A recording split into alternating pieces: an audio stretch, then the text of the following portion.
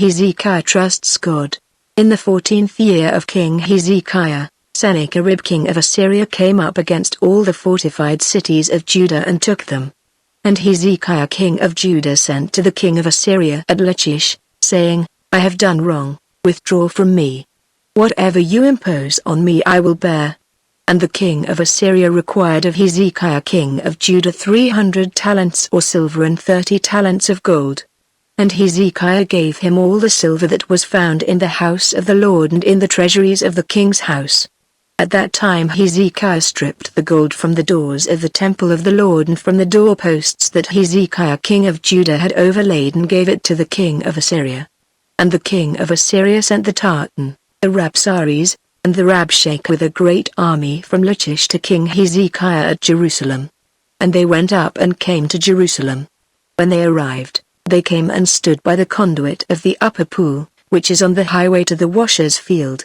And when they called for the king, there came out to them Eliakim the son of Hilkiah, who was over the household, and Shebna the secretary, and Joe the son of Asaph, the recorder. And the Rabshakeh said to them, Say to Hezekiah, Thus says the great king, the king of Assyria, On what do you rest this trust of yours? Do you think that mere words are strategy and power for war? In whom do you now trust, that you have rebelled against me? Behold, you are trusting now in Egypt, the broken reed of a staff, which will pierce the hand of any man who leans on it. Such is Pharaoh king of Egypt to all who trust in him. But if you say to me, We trust in the Lord our God, is it not he whose high places and altars Hezekiah has removed, saying to Judah and to Jerusalem, You shall worship before this altar in Jerusalem? Come now, make a wager with my master the king of Assyria. I will give you 2,000 horses, if you are able on your part to set riders on them. How then can you repulse a single captain among the least of my master's servants, when you trust in Egypt for chariots and for horsemen? Moreover, is it without the Lord that I have come up against this place to destroy it? The Lord said to me, Go up against this land, and destroy it. Then Eliakim the son of Hilkiah, and Shebna, and Joe, said to the Rabshakeh, Please speak to your servants in Aramaic, for we understand it. Do not speak to us in the language of Judah within the hearing of the people who are on the wall. But the Rabshakeh said to them, Has my master sent me to speak these words to your master and to you, and not to the men sitting on the wall, who are doomed with you to eat their own dung and to drink their own urine? Then the Rabshakeh stood and called out in a loud voice in the language of Judah, Hear the word of the great king, the king of Assyria. Thus says the king, Do not let Hezekiah deceive you, for he will not be able to deliver you out of my hand. Do not let Hezekiah make you trust in the Lord by saying, The Lord will surely deliver us, and this city will not be given into the hand of the king of Assyria. Do not listen to Hezekiah, for thus says the king of Assyria, Make your peace with me and come out to me. Then each one of you will eat of his own vine, and each one of his own fig tree, and each one of you will drink the water of his own cistern, until I come and take you away to a land like your own land, a land of grain and wine, a land of bread and vineyards, a land of olive trees and honey, that you may live, and not die. And do not listen to Hezekiah when he misleads you by saying, The Lord will deliver us. Has any of the gods of the nations ever delivered his land out of the hand of the king of Assyria?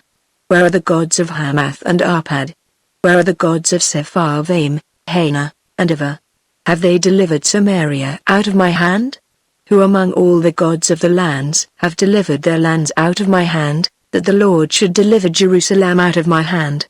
But the people were silent and answered him not a word, for the king's command was, Do not answer him.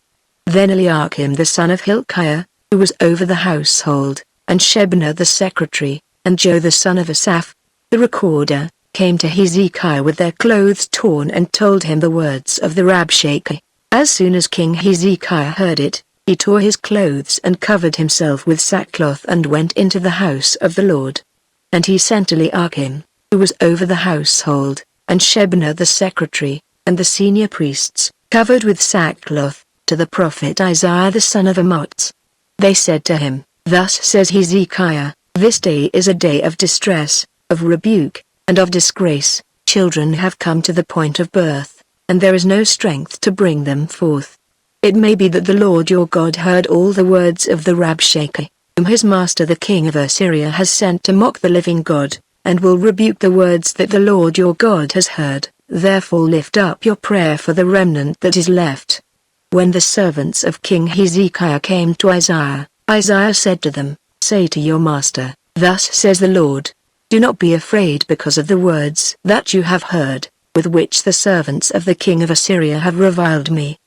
Behold, I will put a spirit in him, so that he shall hear a rumor and return to his own land, and I will make him fall by the sword in his own land.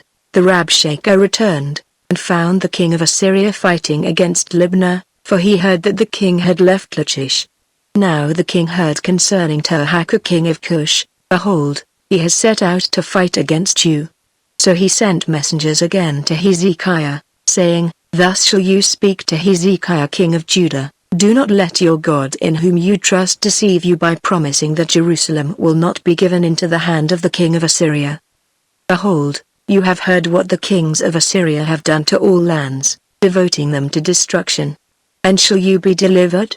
Have the gods of the nations delivered them? The nations that my fathers destroyed, Gozan, Haran, Ziph, and the people of Eden who were in Telassar? Where is the king of Hamath, the king of Arpad, the king of the city of Sepharvaim, the king of Hena, or the king of Ivah? Hezekiah received the letter from the hand of the messengers and read it. And Hezekiah went up to the house of the Lord and spread it before the Lord. And Hezekiah prayed before the Lord and said, O Lord, the God of Israel, enthroned above the cherubim, you are the God, you alone, of all the kingdoms of the earth, you have made heaven and earth. Incline your ear, O Lord, and hear, open your eyes, O Lord, and see, and hear the words of Sennacherib, which he has sent to mock the living God. Truly, O Lord, the kings of Assyria have laid waste the nations and their lands and have cast their gods into the fire, for they were not gods, but the work of men's hands, wood and stone. Therefore they were destroyed. So now, O Lord our God, save us, please, from his hand, that all the kingdoms of the earth may know that you, O Lord, are God alone. Then Isaiah the son of Amoz sent to Hezekiah, saying, Thus says the Lord, the God of Israel, Your prayer to me about Sennacherib king of Assyria I have heard. This is the word that the Lord has spoken concerning him. She despises you, she scorns you, the virgin daughter of Zion. She wags her head behind you, the daughter of Jerusalem. Whom have you mocked and reviled? Against whom have you raised your voice, and lifted your eyes to the heights, against the Holy One of Israel? By your messengers you have mocked the Lord. And you have said, With my many chariots, I have gone up the heights of the mountains, to the far recesses of Lebanon. I felled its tallest cedars, its choicest cypresses. I entered its farthest lodging place, its most fruitful forest. I dug wells, and drank foreign waters. And I dried up with the sole of my foot all the streams of Egypt. Have you not heard, that I determined it long ago? I planned from days of old. What now I bring to pass, that you should turn fortified cities into heaps of ruins, while their inhabitants, shorn of strength, are dismayed and confounded, and have become like plants of the field, and like tender grass, like grass on the housetops, blighted before it is grown. But I know you're sitting down, and you're going out and coming in, and you're raging against me, because you have raged against me, and your complacency has come into my ears. I will put my hook in your nose, and my bit in your mouth, and I will turn you back on the way by which you came, and this shall be the sign for you. This year eat what grows of itself, and in the second year what springs of the same. Then in the third year sow and reap and plant vineyards, and eat their fruit. And the surviving remnant of the house of Judah shall again take root downward and bear fruit upward. For out of Jerusalem shall go a remnant, and out of Mount Zion a band of survivors. The zeal of the Lord will do this. Therefore thus says the Lord concerning the king of Assyria, He shall not come into this city or shoot an arrow there, or come before it with a shield or cast up a siege mound against it. By the way that he came, by the same he shall return, and he shall not come into this city, declares the Lord. For I will defend this city to save it, for my own sake and for the sake of my servant David." And that night the angel of the Lord went out and struck down 185,000 in the camp of the Assyrians. And when people arose early in the morning, behold, these were all dead bodies. Then Sennacherib king of Assyria departed and went home and lived at Nineveh.